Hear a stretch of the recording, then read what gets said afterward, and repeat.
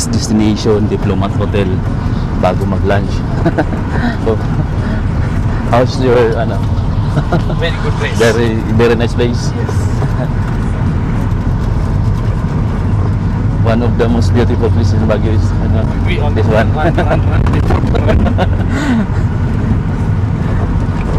You need to have more energy. Yeah.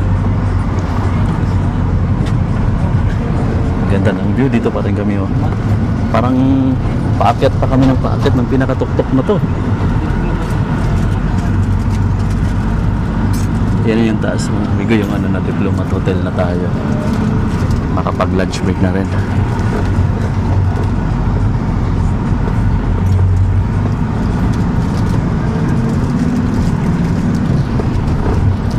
Ano na?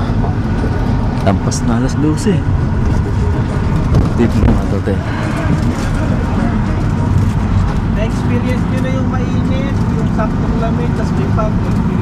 Bukas uulan naman. Ay, wala nga. Okay na nga. Grabe na mga amigo. Parang pinakataas na to ng part ng Baguio. Minsan, isang libo mo lang, iba na yung weather.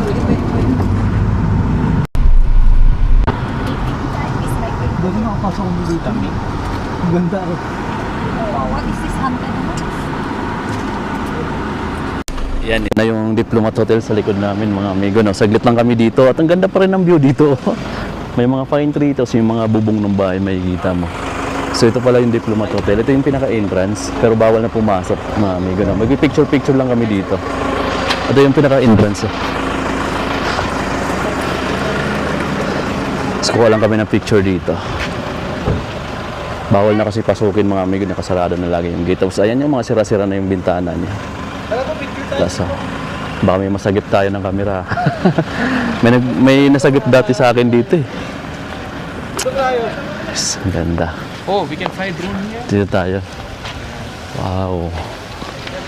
Oh, mas maganda nga yung angle dito. Tapos ano rin, individual sa mga kasama. So yun amigo, ito yung nabago dito, no? Kasi dati dito, parang wala talagang ano dito, pero ngayon may mga nagtitinda na dyan, no? Mga parang pika-pika lang daw. Tapos doon pala, may view pa doon sa pinakadulo.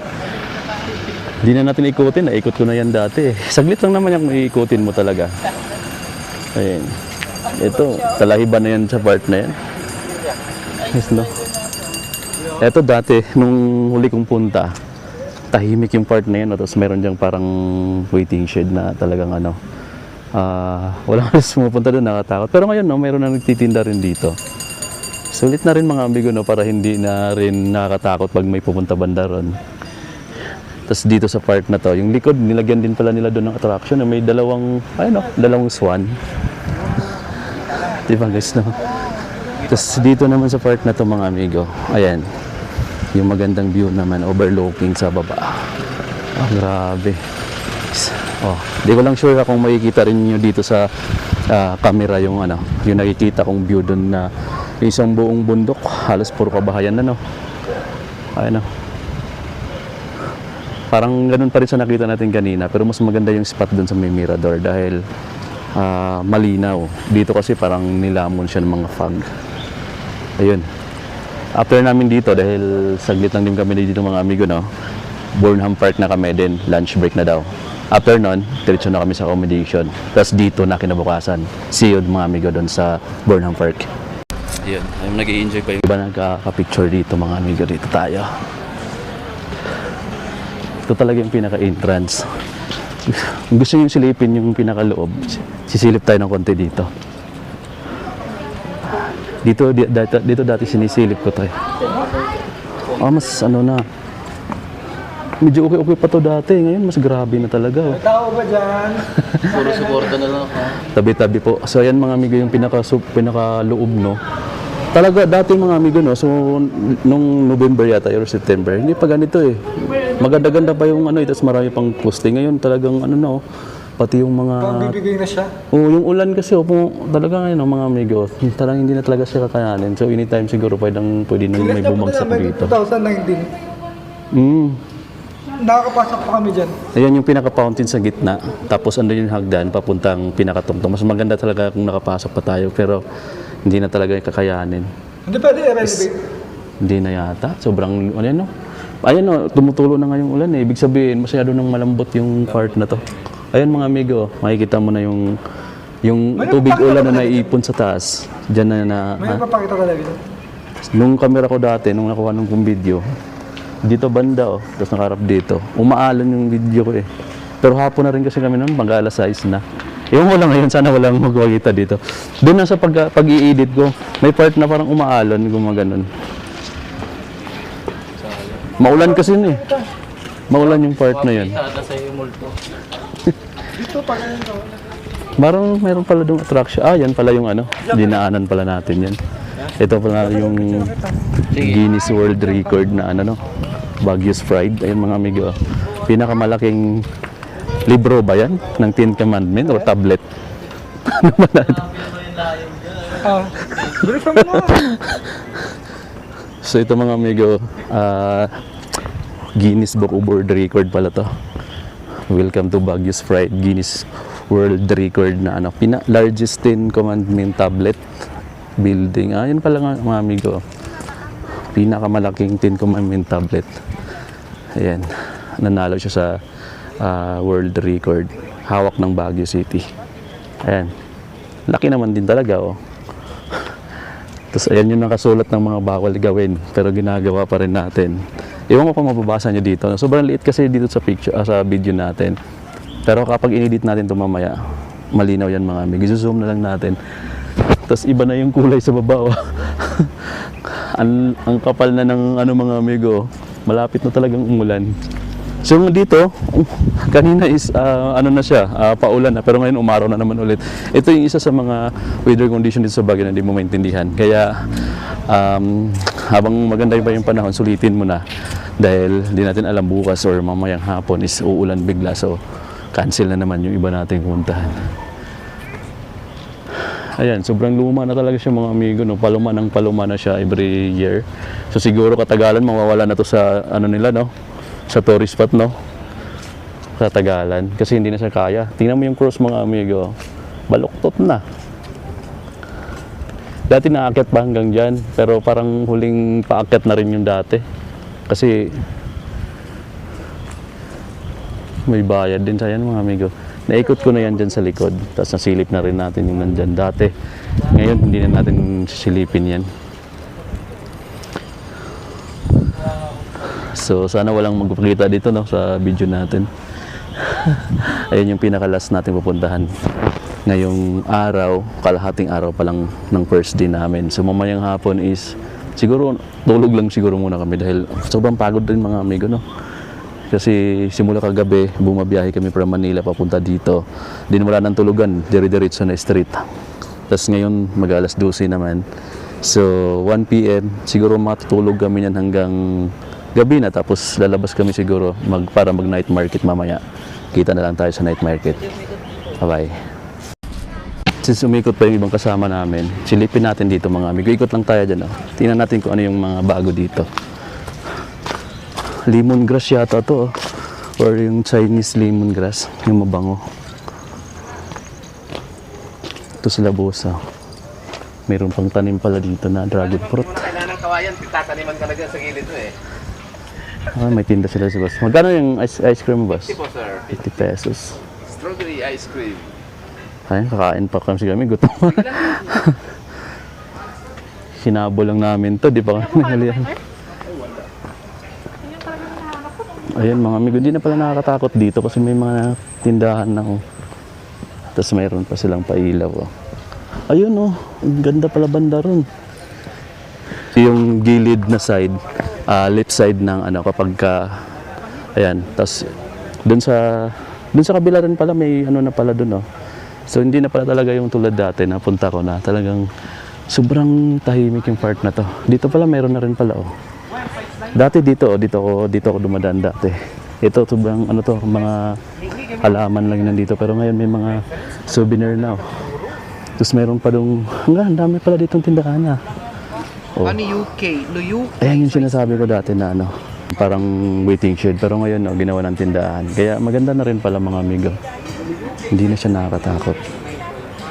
Tapos doon dati hindi na ako dumidiretso doon kasi sobrang tahimik at parang sobrang lungkot ng paligid dito dati.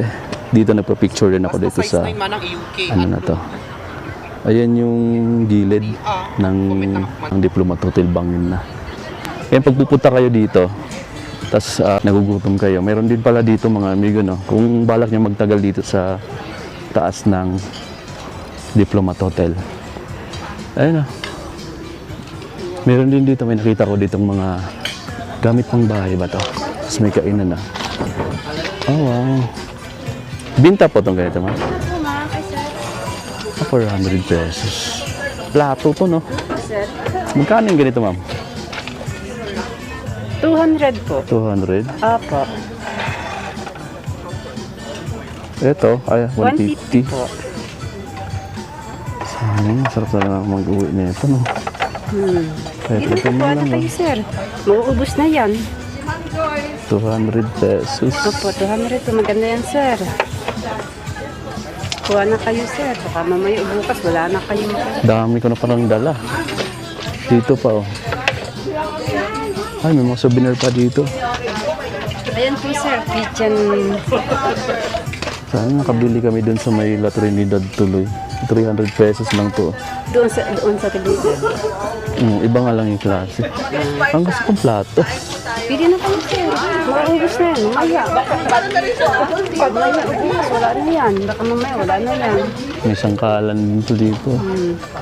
Buti nilagyan ng ganito na dito, Tino. Oo, ay. Nakakatakot dati munta. Pero nga hindi na. So hanggang gabi na to, araw-araw na siya. Araw-araw na po. So ayan, may hindi na kailangan bumabagad kung nagugutom ka kasi pwede ka naman lang kumain dito. Meron ng sushi kami, Maki Express. Dali kayo, sir. Ito, ang daming vandalism dati yung ano na to. Pero ngayon okay na. Yung parang yung pangalawa hanggang dun sa dulo pala. 200 pesos. Mura na ba to dito? Or mayroon pa dun sa baba? Kasi parang mayroon pa kaming dadaanan kasi. Kunti lang yung space ng sasakyan. Sa chicken kami. Meron na mga gulay dun eh. Pero saan kayo, sir? Manila pa. Sa Manila. Oo, tapos pupunta pa uwi pang Liti after nito. Pauwi na din po kayo. Thank you, ma'am. Babalik ako, ma'am, kung Sige, balik kayo. ano pa dito. Meron pa makasama pa dito eh. Thank you, ma'am.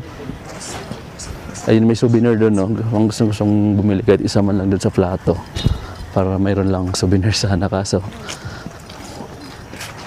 Ang hirap dalhin pag pauwi. Ang dami ko nang dala mga amigo na meron pa akong ano doon sa kabila. So ngayon ito, babalik na tayo. At least tinorder ko lang kayo kung ano yung makikita doon na bagong attraction, no? Nilinis na rin yung part na to, kaya ayun, no? Hindi na ganun ka nakakatakot kasi may mga nagtitinda na pala dito. Ayan guys, pati doon sa likod hindi na nakakatakot kasi meron na pala dito mga tindahan na rin. So ulis na rin ko pala kung mag-DIY kayo dito. May mga tambayan na kayo. Ang dami din pala ng tindahan na doon, no? May mga pasalubong na rin pala. Yan na po nila ng mga pick-up mo. Para hindi nakakatakot mo, no? So, bago kami pupunta sa pinaka-last namin ngayon na itinerary ka. Tanghali pa lang mga amigo, no? Alas 12. Ito yung pinakahuli namin, yung Burnham. Tapos ang lapit, tawid lang din pala yung ano, yung Good Taste ito. So ayan yung mga kasama ko pala. Ayan sila.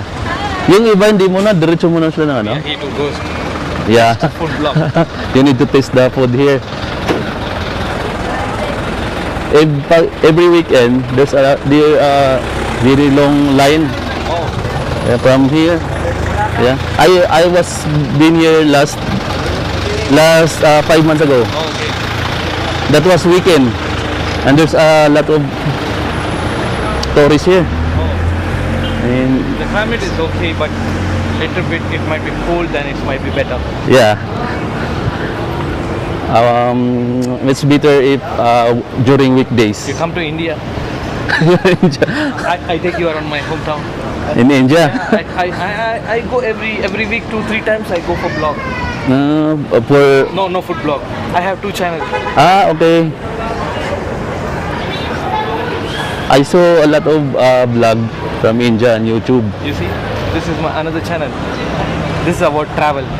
Mm, This is my 74, 75 almost followers. it's nice. Wow. It's like Even weekdays, there's a lot of people here.